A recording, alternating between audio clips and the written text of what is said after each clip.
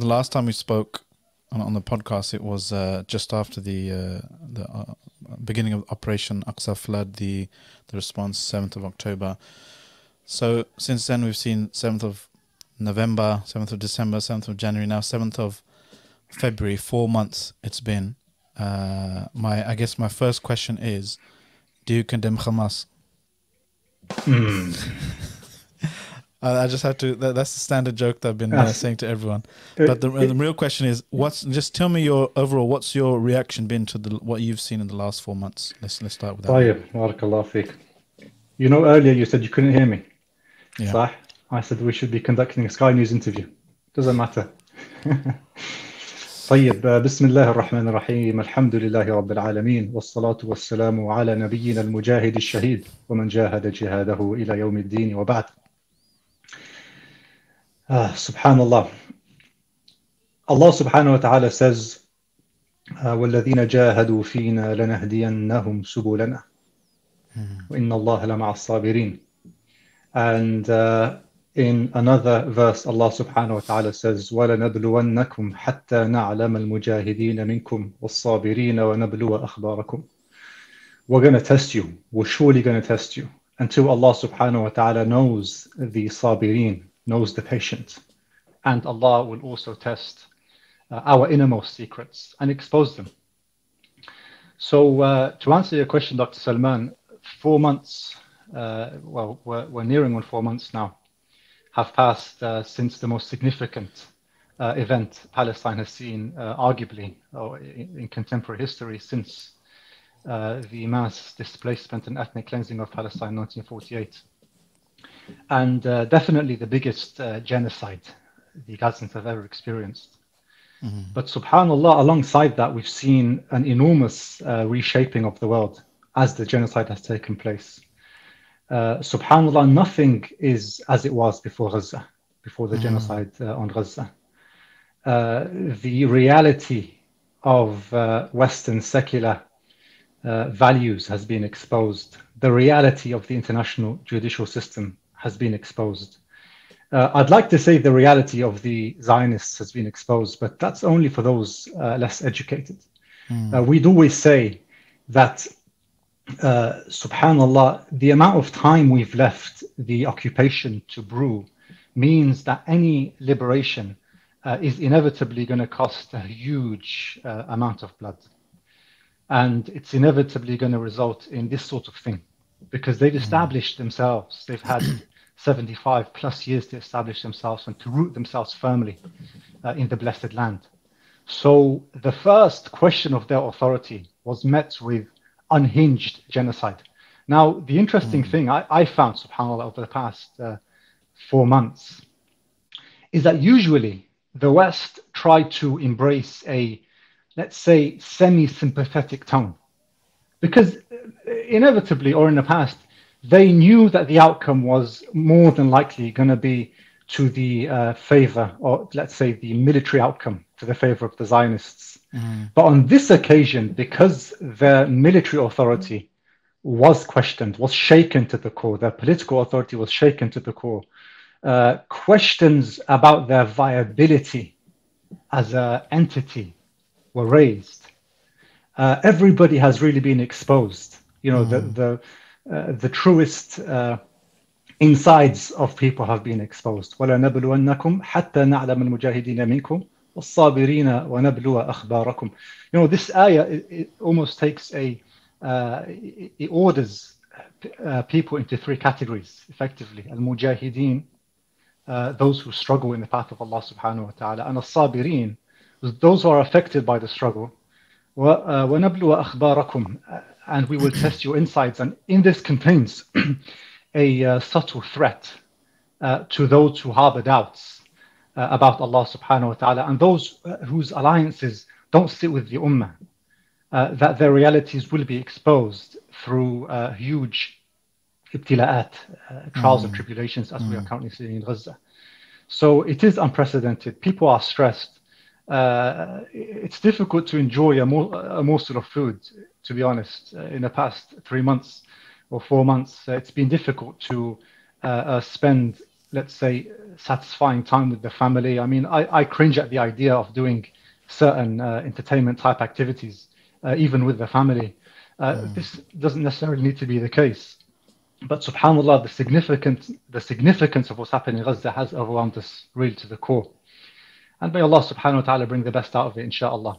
We are still very optimistic. I remember, Salman, I gave a khutbah very early on in the onslaught on Gaza. And, you can see the despondency on people's faces, really gloomy in the crowd. So I lost it a bit. I was like, what's wrong with you? Why is everybody so down? We need to see this as something positive. We need to embrace the positivity. We're going to liberate Al-Aqsa, this, that, and the other. This feeling which we had at the beginning needs to remain. Subhanallah. Maybe we haven't experienced anything quite like this. Maybe we're becoming desensitized to the scale of the atrocity. But at the same time, Allah subhanahu wa ta'ala always encourages positivity in the Quran. Okay? Yeah, and the huzn is always disparaged. Sadness and despondency is always disparaged in the Quran. لا تحزن إن الله معنا.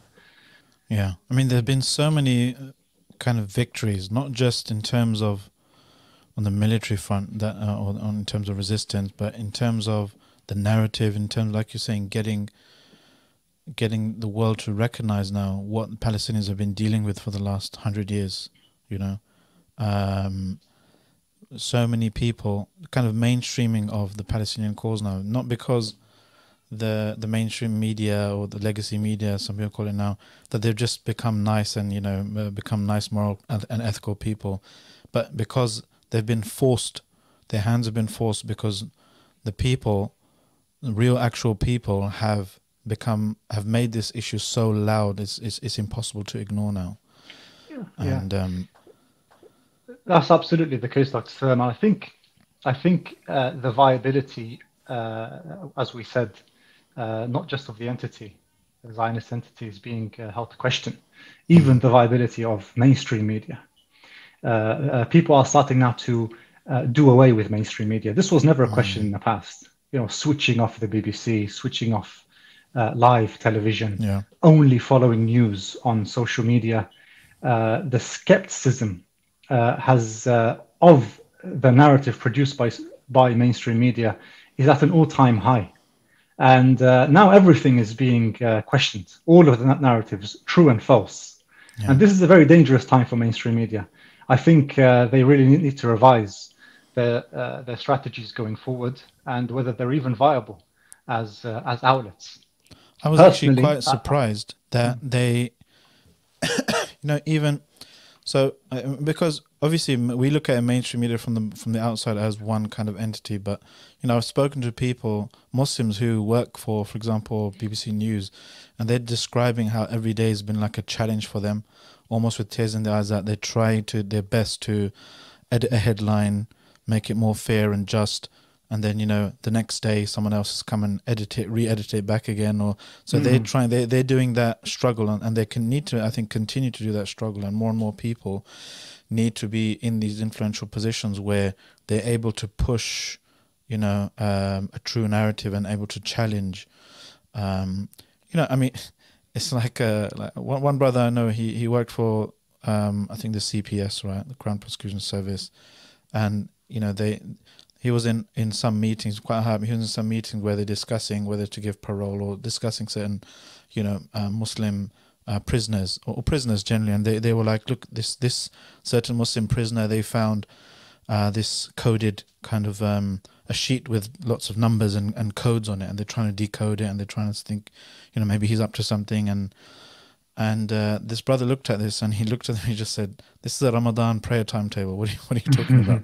But so he's obviously just bringing one kind of aspect, some knowledge about something into those rooms where, decisions are made. I think more and more people are there, and more just people, more and more people who are more informed about what's been happening, what's going on to our Palestinian brothers and sisters.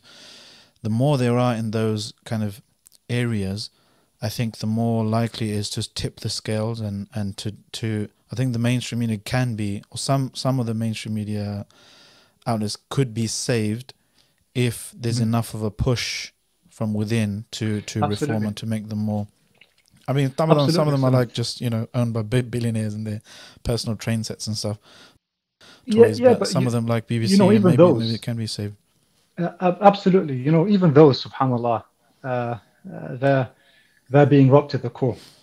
And the reason for that, in my opinion, is because of the clarity of the situation. Okay, typically, the job of mainstream media was to take news which requires analysis and to describe it to their audiences. But this news doesn't require analysis. When you see a child blown into 1,000 pieces, you don't need to include a caption. Okay, when you see villages and cities absolutely decimated to the ground, all it needs is a photograph. So this is what's coming out of Gaza. Let's remember that very few mainstream media cameras, so to speak, are operating in Gaza, besides Al Jazeera, Arabic and English, and a few of the, let's say, CNN and some of the old ones that have a presence in Gaza. Very few are operating on the ground. So the news is being driven by the grassroots in Gaza, and all they're doing is posting images. Okay, Social they're posting media images of the destruction. They're posting images of children with their heads blown off, and people are making their own judgments. Subhanallah, in an article which I think it was the only article I published on Islam21c, we spoke about 5 pillars for tyranny. Okay, and they're all exemplified in the story of Fir'aun. One of these pillars is the creators of content, and the fifth would be the disseminators of content. The creators of content would be represented by the sorcerers of the Fir'aun. Okay, now typically they'd create what would seem like a true event, but skew it slightly to confuse people. And then you had the disseminators of content, are the organizers of the duel between the sorcerers and Musa alayhi salatu wasalam. Now, what did Musa alayhi salatu wasalam do to defeat the sorcerers? He had a staff which turned into a genuine snake. So subhanallah, you see how when the truth, a genuine snake, confronts a sihr, sorcery, it totally overwhelms it. So for us to overwhelm the deceptive media that's coming out of pro-Zionist outlets, we don't need to do anything clever. Just expose the truth to them. And the truth is overwhelming, subhanallah. All of these, I mean, you saw recently and you commented on what happened in Jenin, you know, when the Israeli Special Forces, so-called, they entered into Ibn Sina Hospital, dressed as civilians. And one of them was even holding medical staff. One of them was even holding a... well, of course it's a war crime. He was holding a disabled chair, subhanallah. And one of them had a big beard. So I don't know if you saw that one. He had a big thawb and a beard, and so on and so forth. But take this further back. Before we discuss the fact that it's a war crime to dress as a civilian, to assassinate people in a coma or on their hospital beds, Jenin, where does Jenin sit? In the heart of the West Bank. What are Israeli soldiers doing in the West Bank? The whole narrative of we are there to assassinate terrorists, take it back further. How can you invade another's land and classify its individuals as terrorists, and on top of that dress as civilians and execute them on their hospital beds? So it's really taking, and I think one of the main pieces of advice I have for our audience here is don't allow these the extended period of this conflict remove you from the basic arguments. Always take it back to the basic arguments, okay? Because many a time the Zionists they try to develop very complex arguments to distract us from the core of what they're doing. The core basic argument, it's a fight for truth and justice. 1 million people were displaced in 1948, and now they are committing genocide against women and children in Gaza. It's as simple as that. You know, don't get bogged down with terrorism and the laws here and there and international court cases, and just always return it to the basics. And I think personally, this is the most effective strategy when it comes to disseminating media and undoing the sorcery which is being produced by pro-Zionists. I used to tell people that if you see some nonsense online, don't give it the time of day. Don't kind of pay attention to it, because that's how these social media kind of networks are set up. They'll dangle something absurd in front of you. You get angry at it, you look at it, but then it goes viral and then show it to more people.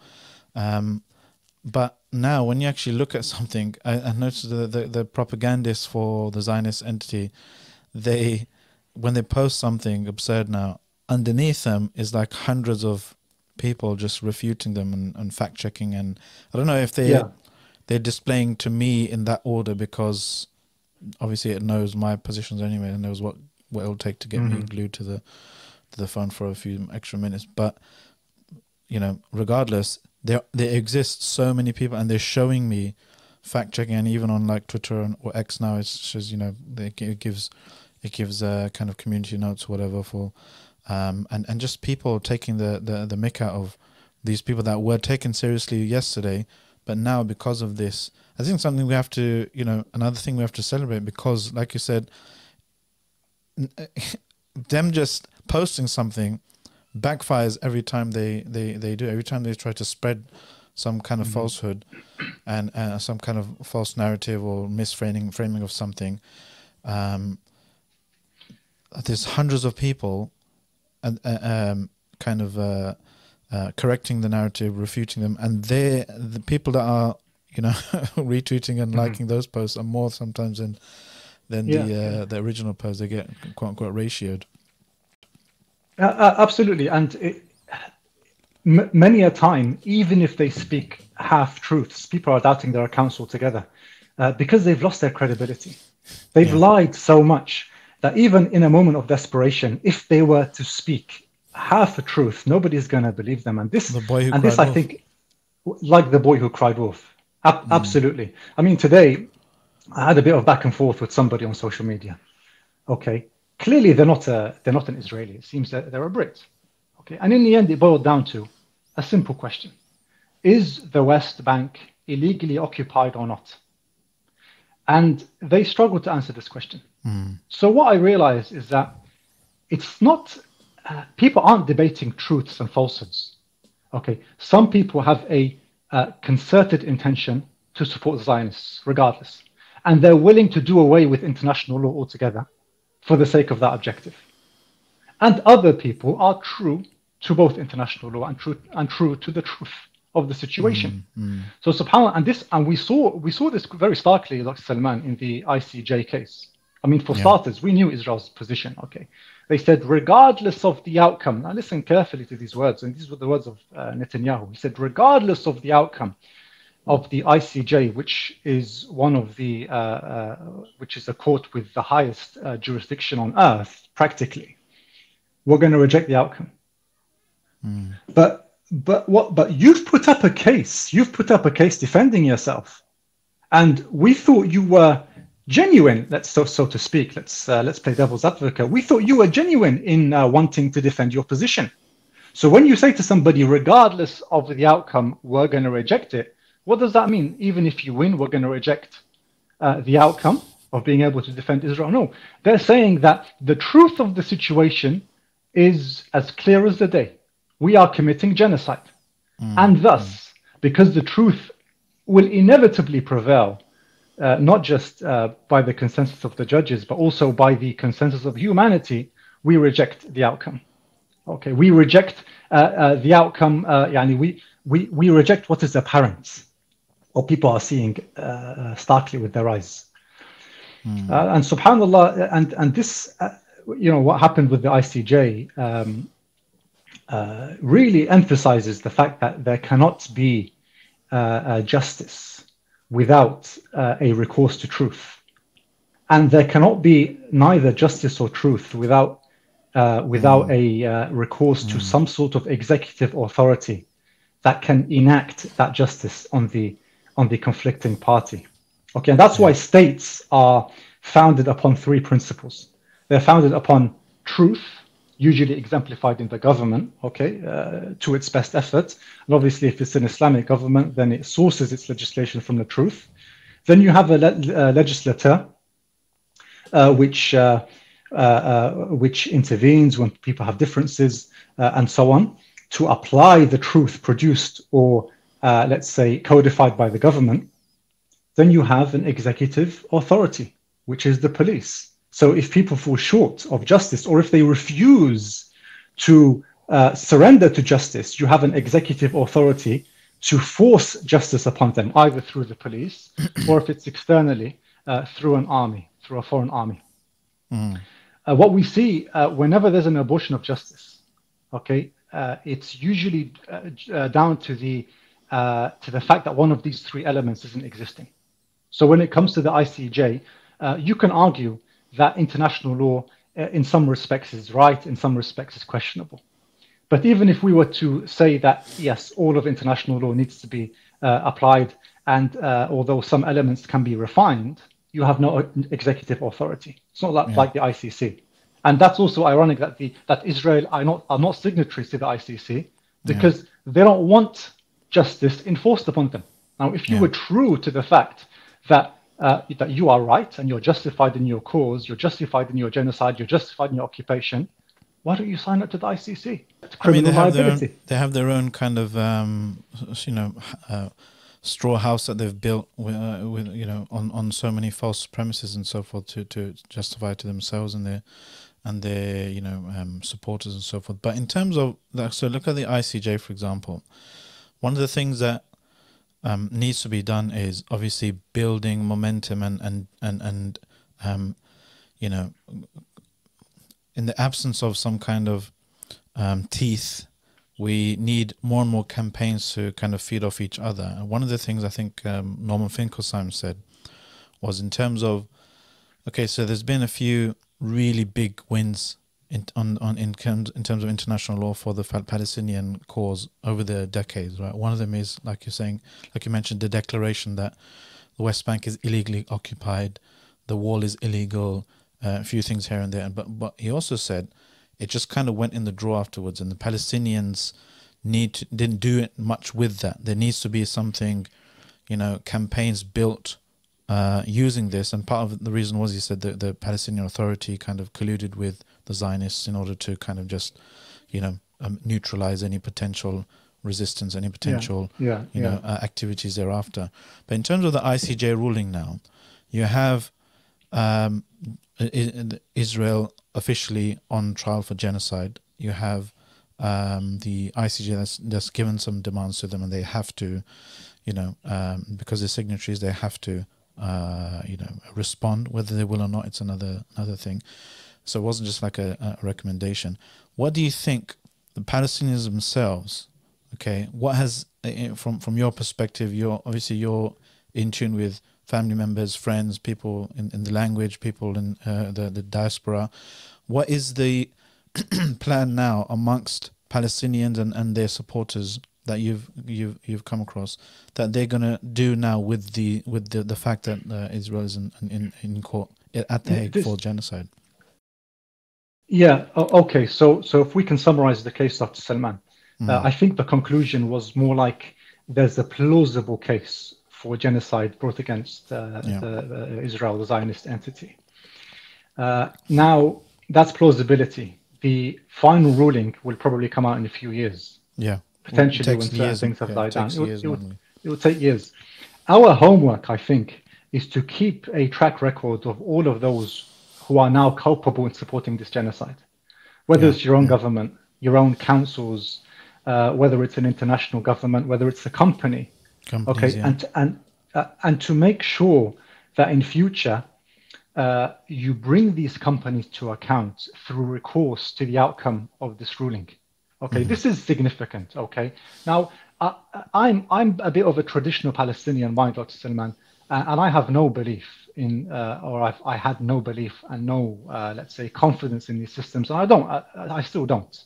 Okay, these institutions have always been rigged to the favor of the US, because it usually is the primary funder or the one who has the primary interest in these institutions, or the global superpower that As has we've seen, massive we know swaying withholding authority funding from from the UN. UNRWA. UNRWA. Yeah, Let's come to that. That's quite a yeah, significant development as well. But in this case, I think people were rightly to say that it's the ICJ that was put on trial, not Israel. yeah. Okay, because they were trapped between a rock and a hard place, and this returns to our first discussion.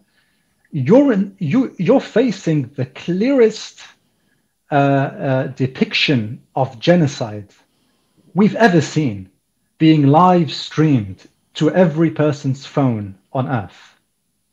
And the ICJ professes to be this international judicial fair authority that intervenes when these things happen. It's designed to intervene when there is genocide. And the whole world has testified to the fact this is genocide and this is significant. Fair minds who have no bias or vested interest have said this is a clear version or the clear depiction of genocide.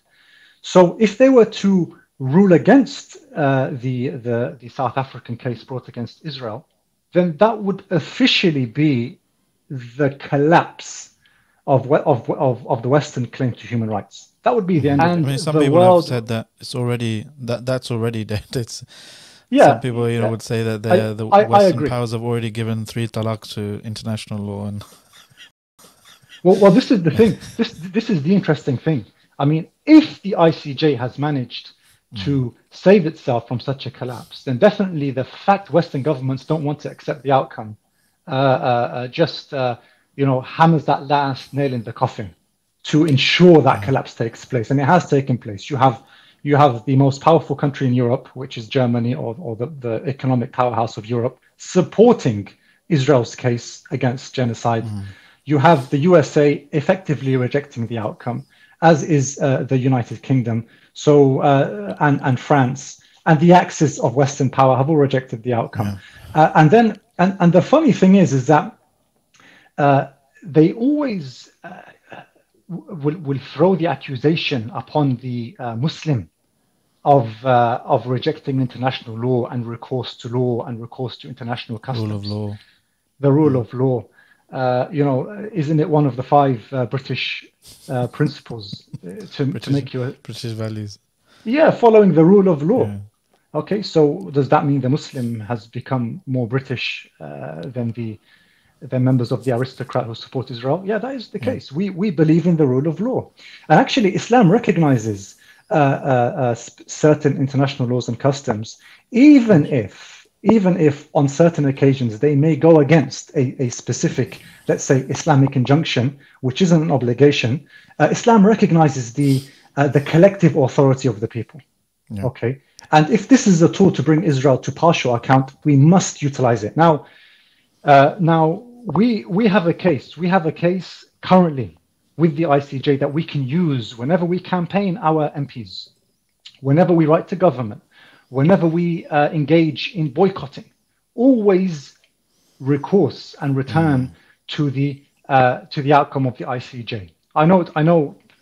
Like I said, we don't have much confidence in this institution, but on this occasion, it seems to have ruled the right thing, and this is what usually convinces these governments who claim to be signatories, if for nothing else but to bring out their inconsistencies. I mean, that's one of the things we can thank Israel for, right? It's helping us clean up our domestic and international political ruling classes, or expose them rather, because the average Joe in the street, they're not, pro-genocide. The average Joe in the street, they have, some level of empathy and some level of, noble values just as a human being. Absolutely. And it's they're kind of helping. Like we mentioned in a video the other day that 5 things to thank Netanyahu for, a bit tongue in cheek. Obviously, it's the brothers and sisters in Gaza that are the ones to thank after Allah subhanahu wa ta'ala. But it's like Netanyahu, and because in their blind rage, they're just doing so many wins for us, giving us so many wins in that we're exposing certain politicians that have been doing their bidding, so that in the next election, now the Muslim Vote campaign, we're gonna find and punish those candidates in the next election by not, voting for them and Yes. so forth, Yes. so forth. And on everything has backfired, stage, Dr. Salman. Everything has backfired on every front, on the political front, on the economic front, on the military front, on the media front, on the advocacy front. Everything has backfired against Israel.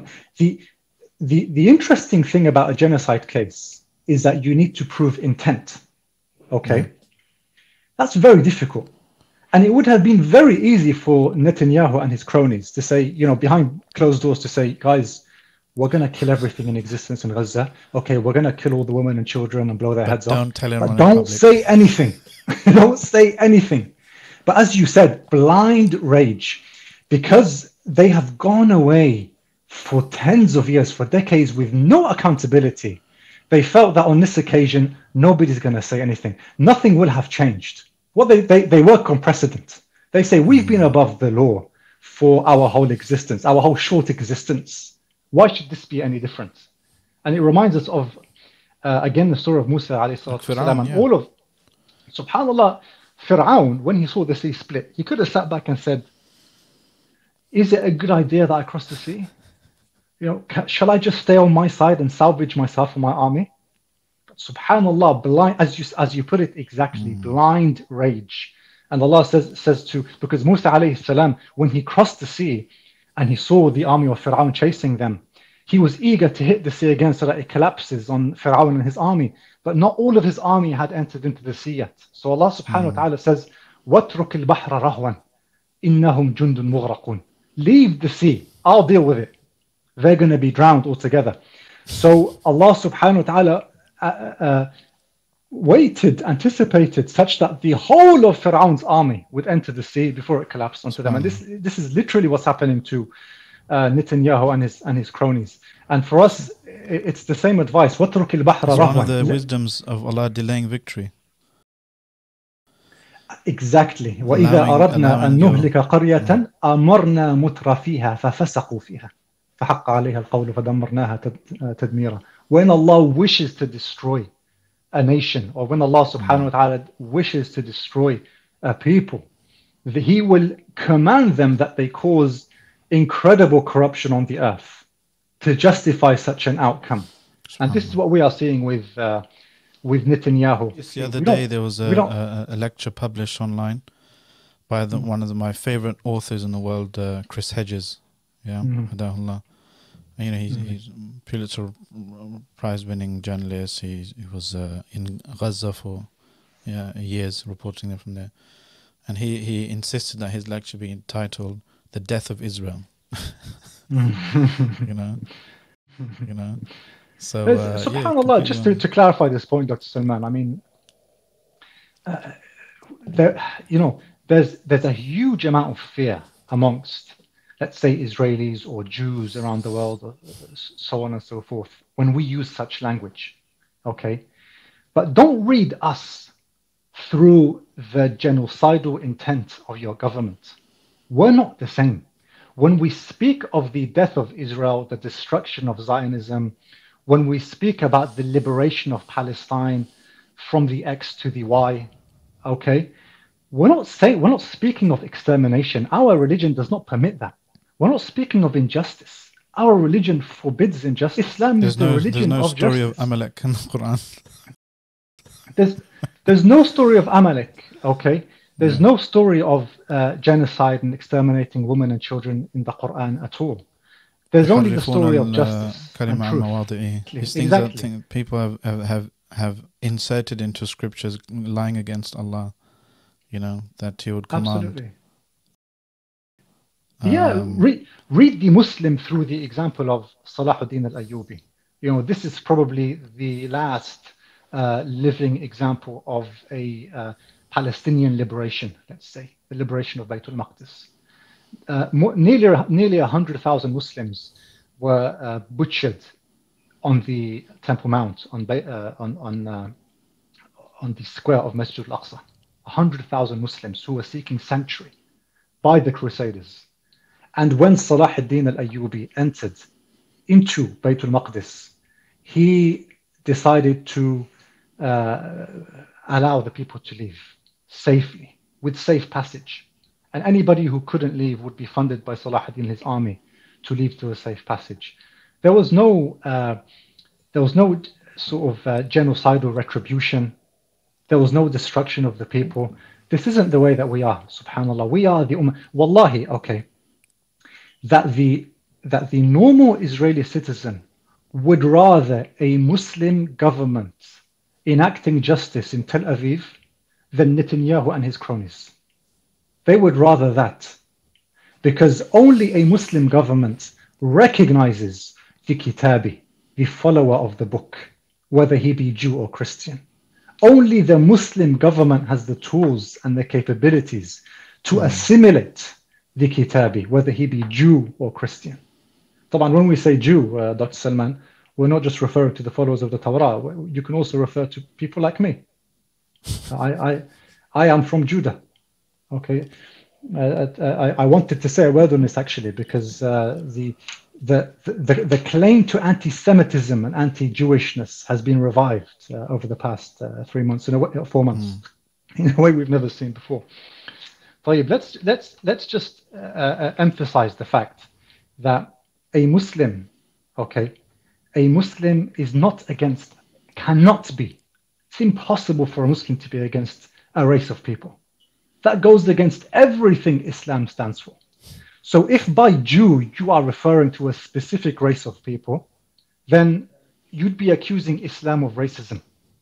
And Islam, one of the last ayat, or in fact, one of the first ayat, it's actually a Meccan ayat to be revealed upon the Prophet sallallahu alaihi wasallam. It's Ya ayyuha nasu inna khalaqnakum min dhakarin wa untha wa ja'alnakum shu'uban wa qaba'ila lita'arafu. Inna akramakum 'inda Allahi atqakum. Inna Allaha alimun khabir. O mankind, we've created you from male and female, and we've made you into nations and tribes, so that you may know one another. The best of you in the sight of Allah are those with the most God consciousness. So a Muslim, let's rule this out, cannot be against any race of people. It's all about the action and the heart. Secondly, if by followers of Judaism or Jew, you mean those who follow the Noahidic law or the Torah or the Talmud, then we as Muslims, we recognize that the Torah was revealed by Allah subhanahu wa ta'ala. So by that definition, Salman, even you're a Jew.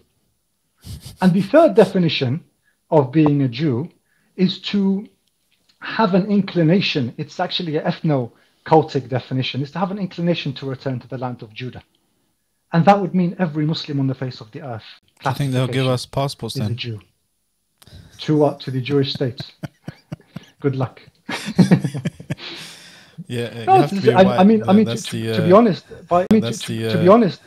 by every, this is a technical point, but by every definition, the Palestinian, and people get bogged down with these terms, and by every definition, the Palestinian is a member of the land of Judah, the land of their ancestors, and they believe in the Torah, and they have Israelite ancestry.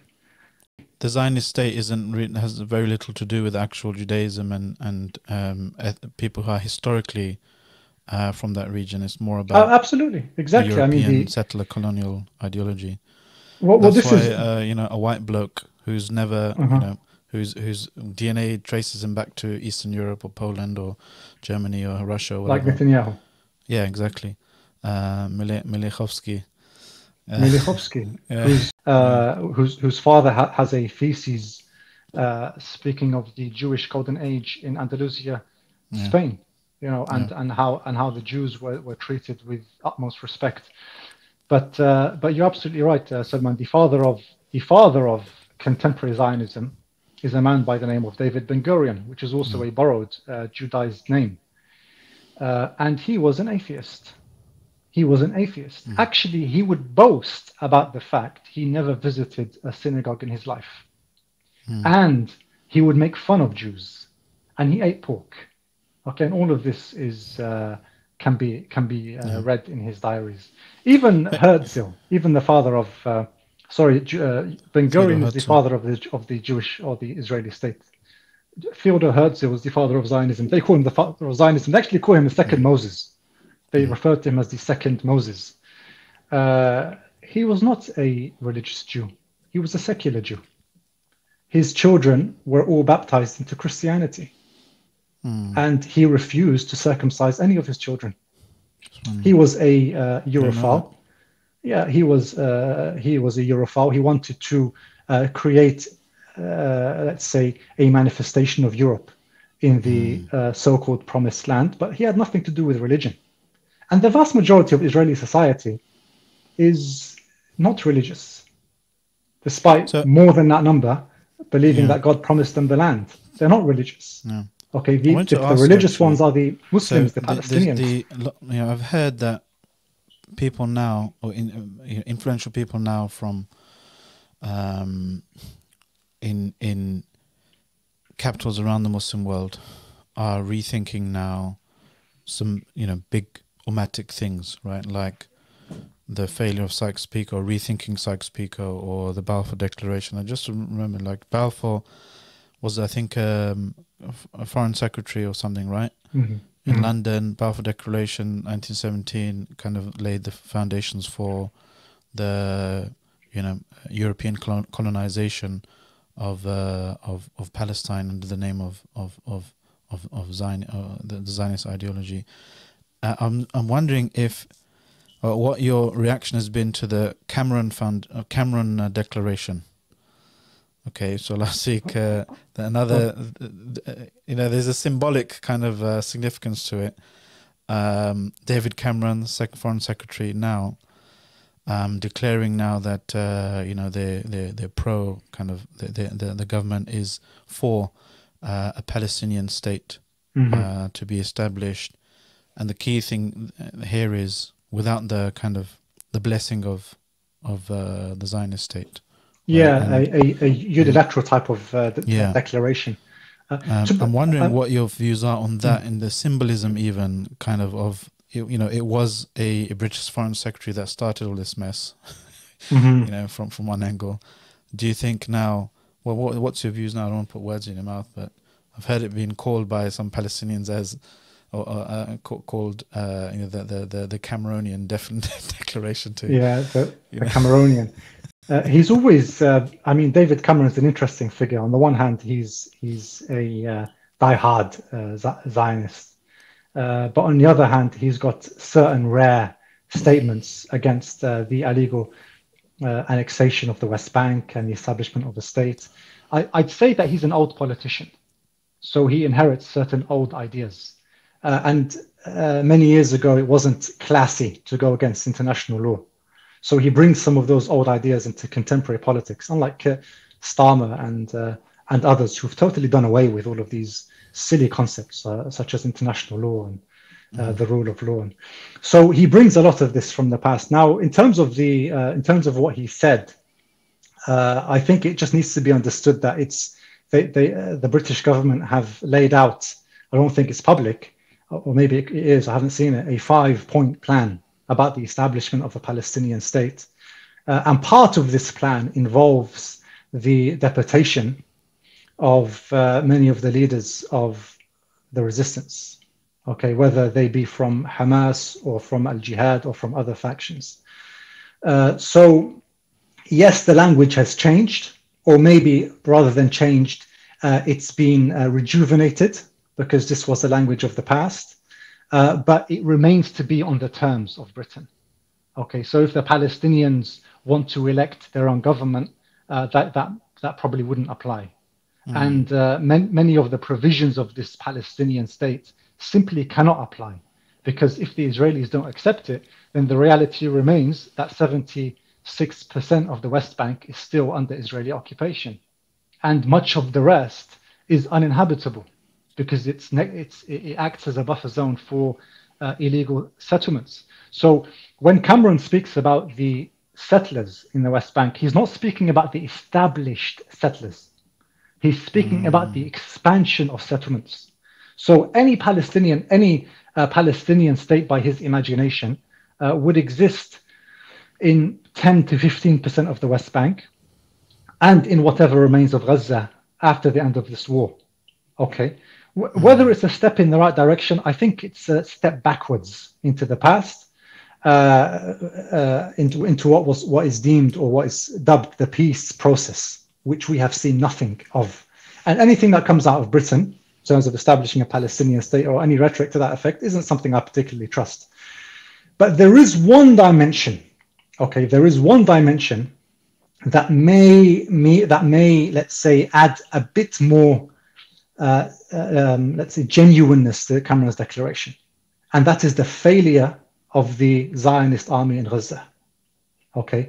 And the fact that the West, politically speaking, reputationally speaking, legally speaking, militarily speaking, economically speaking, aren't able to carry on bailing out the Zionist entity forever, okay?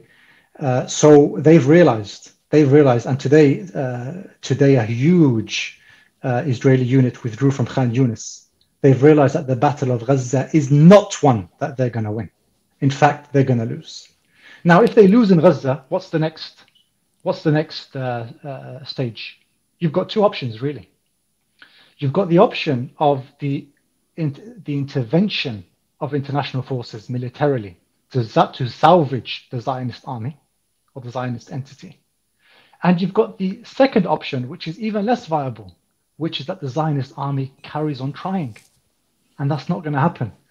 The only other option, which is the third option, is to recognize that Gaza belongs decidedly to the Palestinian people, as does the West Bank. Okay? Before we speak of ancient Palestine, many people don't like that conversation. I'm not against a two-state solution, Dr. Salman. Okay? But I see it. I see the ultimate aim in Palestine should be justice. And all of the rights need to be returned to their people. إِنَّ اللَّهَ يَأْمُرُكُمْ أَن تُؤَدُّوا الْأَمَانَاتِ إِلَى أَهْلِهَا. Millions of Palestinians hail from within ancient Palestine. So ultimately, they need to return to their ancestral homelands. Yes, within Tel Aviv, within Lod, and be treated as equal citizens under a representative, just government. This is ultimately what we seek. We don't seek something that the Zionists are going to let happen without a fight, right? Because they would just become a minority then. Well, you have an objective. That would be the final objective. The Europeans would become a minority. But you have a strategy. The Europeans would become, well. Does that really matter? I mean, if you live in the Middle East, an ethno-nationalist state built on the premise that this is a state for, European people who identify as Jews, so European Jews. Yes. So long as Israel is acting as a Western colonial military outpost, it's not going to happen. Of course, it's not going to happen. What we're saying is that people ask the Palestinians, for instance, what's your ultimate objective? Okay, it's simple. Okay, it's not extermination, it's not a genocide, it's not a mass expulsion, it's none of that. It's that the Palestinians want to go home. Exactly. The Palestinians who are displaced from their homelands be returned to their homelands and be treated with respect and dignity. And that the West Bank maintains sovereignty for the Palestinian people, as does Gaza. So that's ultimately the objective. If there's a strategy towards that objective, such as a two-state solution or whatever, then I don't see any Palestinian as fundamentalist as they're accused to be rejecting such a strategy. But it's not going to be on the terms of the enemy. And I find it extremely ironic that people are up in arms when Netanyahu says, I don't want a two-state solution. What did you expect? I mean, there's a distinguished part loud. That's the point. I mean, you can't expect your enemy to offer you your rights. That's the whole point of resistance, isn't it?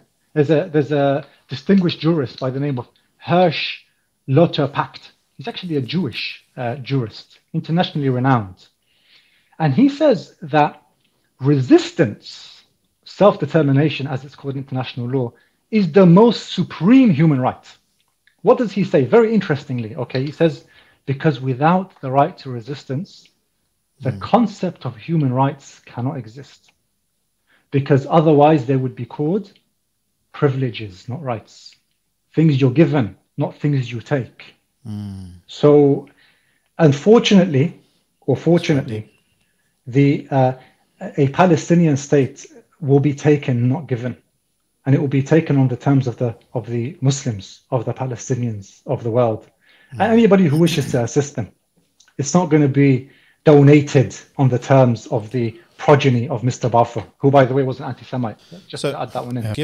Give our audience, please, just a summary now in the last 4 months of, from your perspective, where the state of the resistance is at, where the successes have been, because we're not going to, most of us aren't going to be privy to what's happening in what's being reported in the Arabic language on the ground and so forth.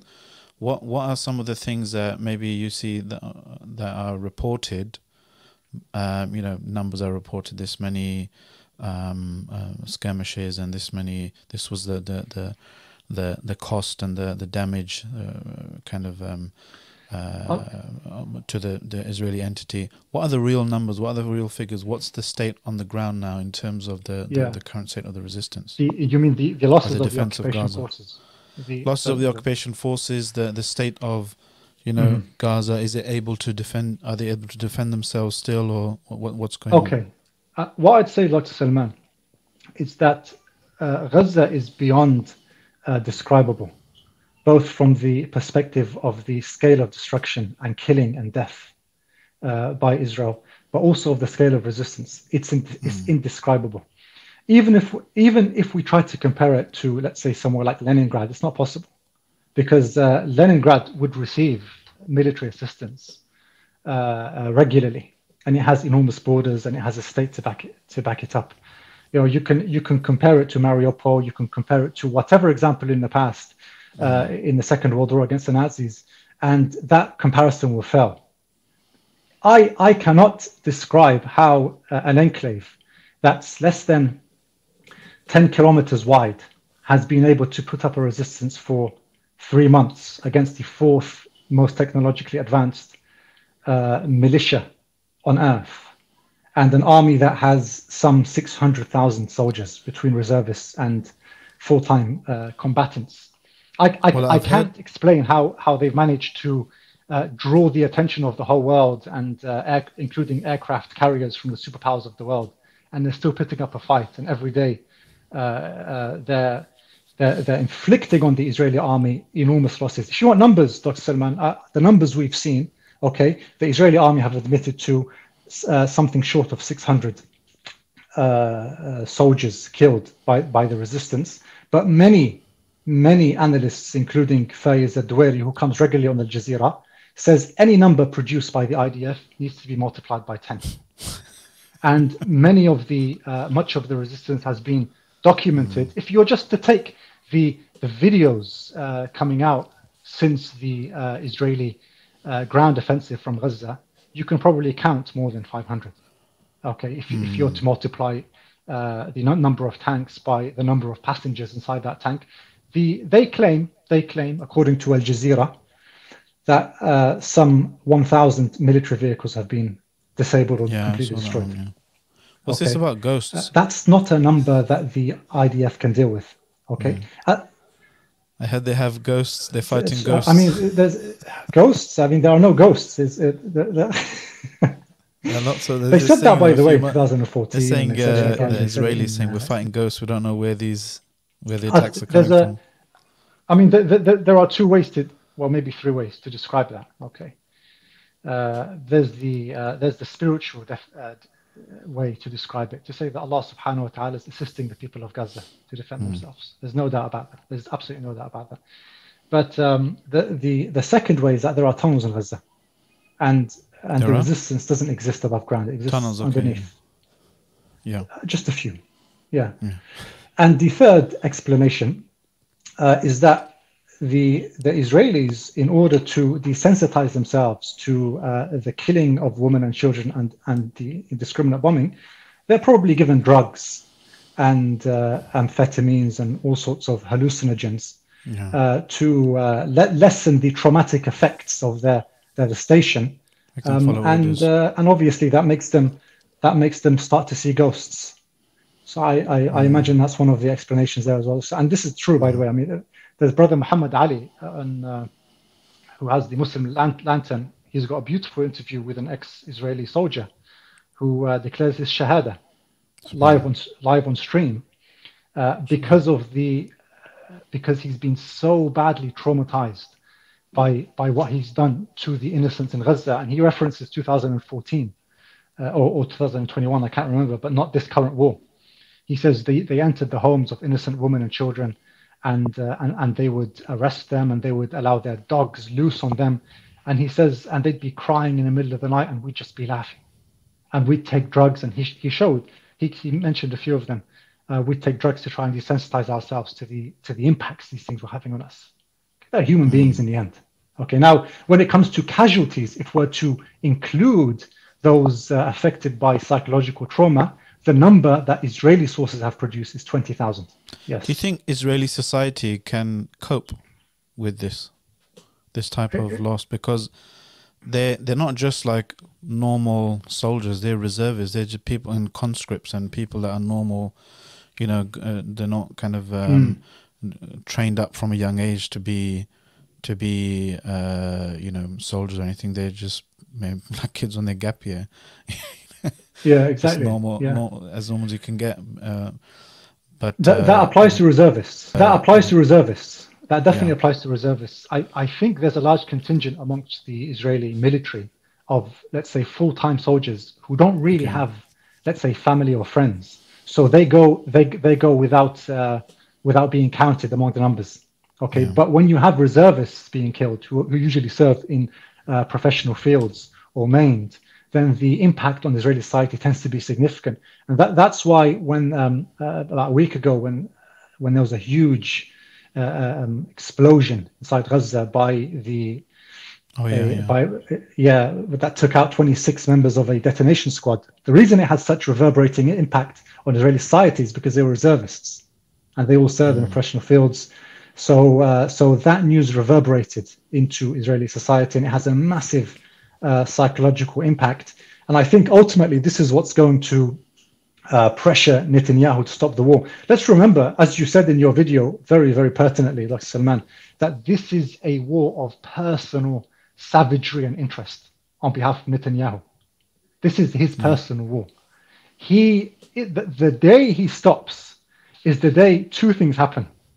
Is the day the Israeli government collapses, and the day he gets arrested and tried for fraud and embezzlement and potentially war crimes. Probably more now. Well, probably more, although I don't think Israeli society would care unless he runs away to some part of the earth. But anyway, if the government collapses, there are serious questions about Israel's ability to forge a new government. Okay, and it could be, and we mentioned this at the start of the war, and I stand by this, it could be that the only thing that keeps the entity, the Zionist entity, together for a few more years is the army. Now the army is being compromised and its strength is being withered away. So, but it could be that the army would be the only entity capable of keeping the government together. Allah is waiting for them to all go into the the sea before drowning them. Yes, subhanallah. To use the example of Musa alayhi salam's story. Exactly, subhanallah. Which would, subhanallah, in terms of a one brother mentioned it on Twitter or on X. I really agree with him.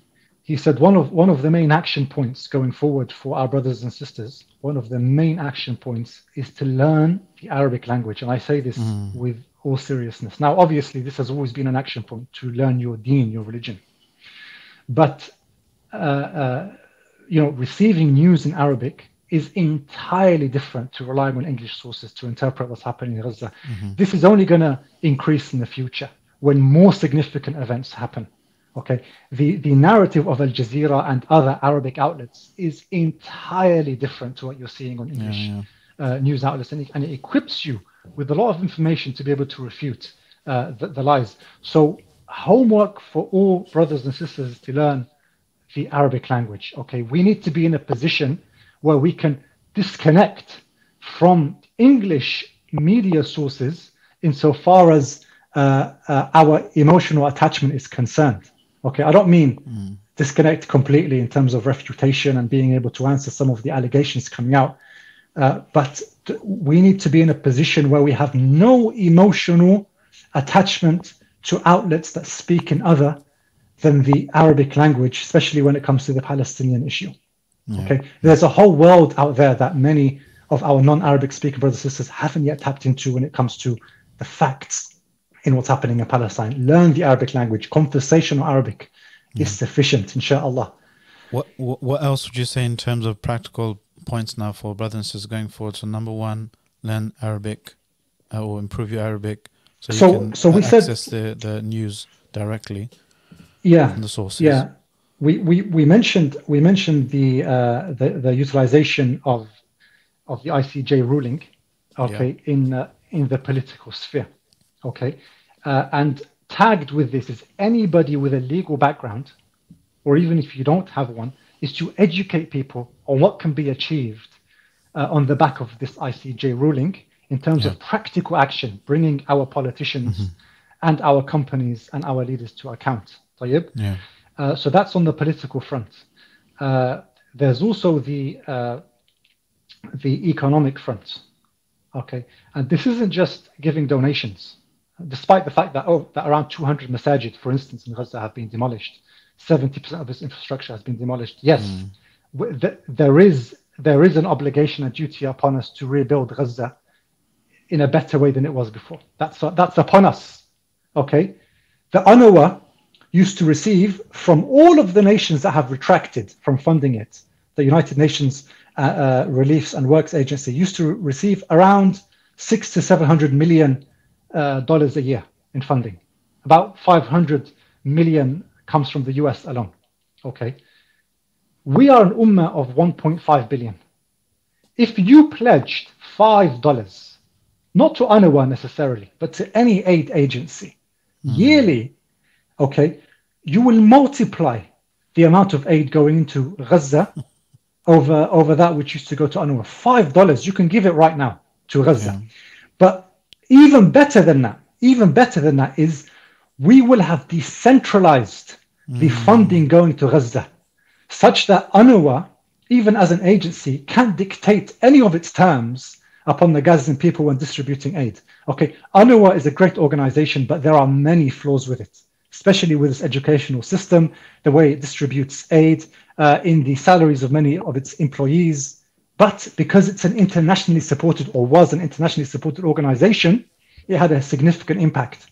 What I'm saying here is that we have an opportunity, as I mentioned before, everything is backfiring. We now have an opportunity to truly replace UNRWA with independent aid organizations that receive multiples the amounts that UNRWA used to receive, but no strings attached, no tags attached, but it requires a pledge. Now, when I say $5 a year, make it 50. You're living in the West, you need to account for many of the less capable brothers and sisters, make it 50.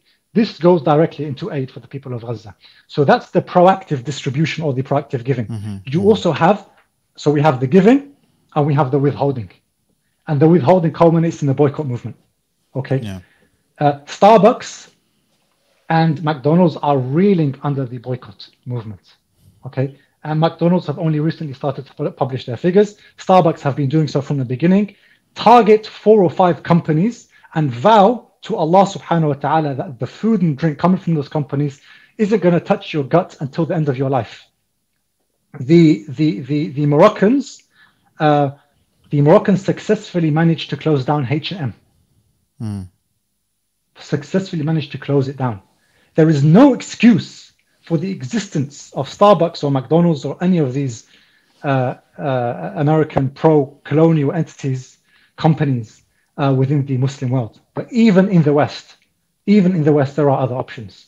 I've even really sort of cooled down on my Costa. Salman, I know that's a difficult one for you, bro. But there are other options. I just need to use up all my Starbucks points, bro. Is that still allowed? Wallahi, I don't know. I think when it comes to points, you're probably gonna make what you're gonna get a free cup of coffee. Yeah. Or 2. Am I invited? I don't know. But subhanAllah, this is very important. The boycott movement actually is one of the foremost methodologies of al-jihad fi sabilillah.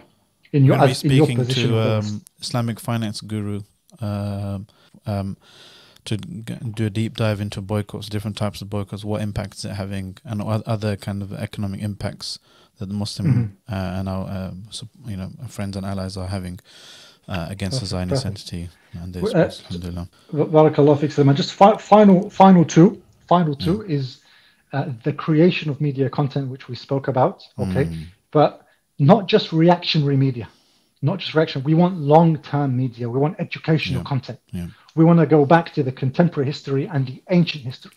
Educate people on the issue. Yeah. Transmit the fada'il of Bayt al-Maqdis. Transmit the fada'il of the people of Palestine and the Sham generally. Okay. And finally, advocacy, which is whoever produces good content, support them. Yeah. Distribute their content, send it around, share it, like it, subscribe to it, and so on and so forth. Add to that, ask you a question. Who are some of the people that you think brothers and sisters should follow that are doing good analysis and doing good stuff in the English language, maybe for people while they're learning Arabic?